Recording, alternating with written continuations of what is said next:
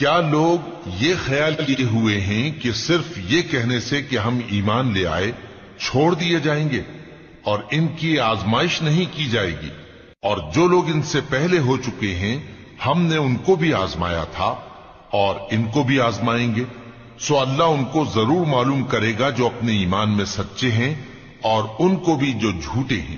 کیا وہ لوگ جو برے کام کرتے ہیں یہ سمجھے ہوئے ہیں کہ یہ ہمارے قابو سے نکل جائیں گے؟ جو فیصلہ یہ کرتے ہیں برا ہے۔ جو شخص اللہ کی ملاقات کی امید رکھتا ہو تو اللہ کا مقرر کیا ہوا وقت ضرور آنے والا ہے، اور وہ سننے والا ہے، جاننے والا ہے۔ اور جو شخص محنت کرتا ہے تو اپنے ہی فائدے کے لیے محنت کرتا ہے، بے شک اللہ تو سارے جہان سے بے نیاز ہے۔ اور جو لوگ ایمان لائے اور نیک عمل کرتے رہے ہم ان کے گناہوں کو ان سے دور کر دیں گے اور ان کو ان کے اعمال کا بہت اچھا بدلہ دیں گے۔ اور ہم نے انسان کو اس کے ماں باپ کے ساتھ نیک سلوک کرنے کا حکم دیا ہے۔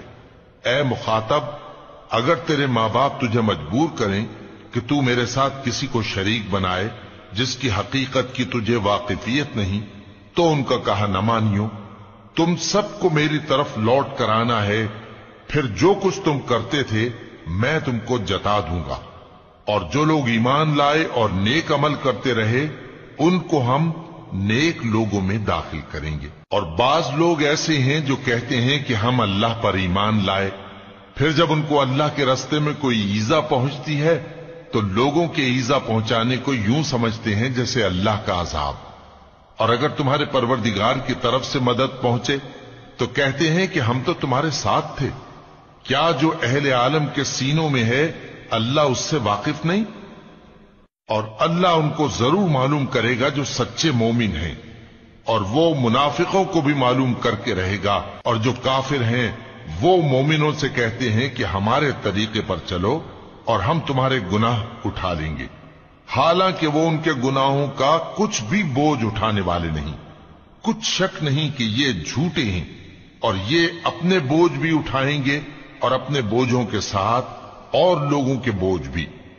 اور جو جھوٹ یہ لوگ گھڑتے رہے قیامت کے دن ان کی ان سے ضرور پرسش ہوگی۔ اور ہم نے نوح کو ان کی قوم کی طرف بھیجا تو وہ ان میں 50 برس کم 1000 برس رہے، پھر ان لوگوں کو طوفان کے عذاب نے آ پکڑا اور وہ ظالم تھے۔ پھر ہم نے نوح کو اور کشتی والوں کو نجات دی اور کشتی کو اہل عالم کے لیے نشانی بنا دیا۔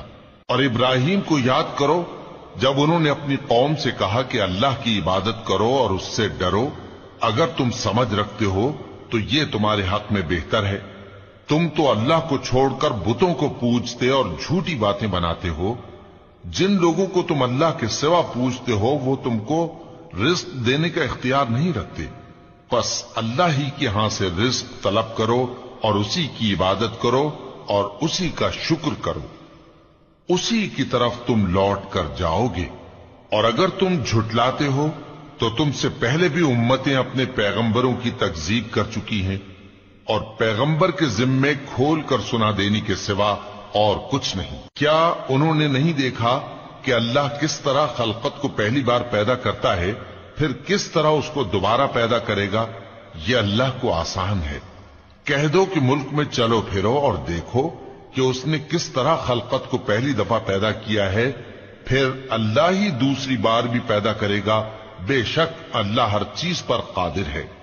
وہ جسے چاہے عذاب دے اور جس پر چاہے رحم کرے، اور اسی کی طرف تم لوٹائے جاؤ گے۔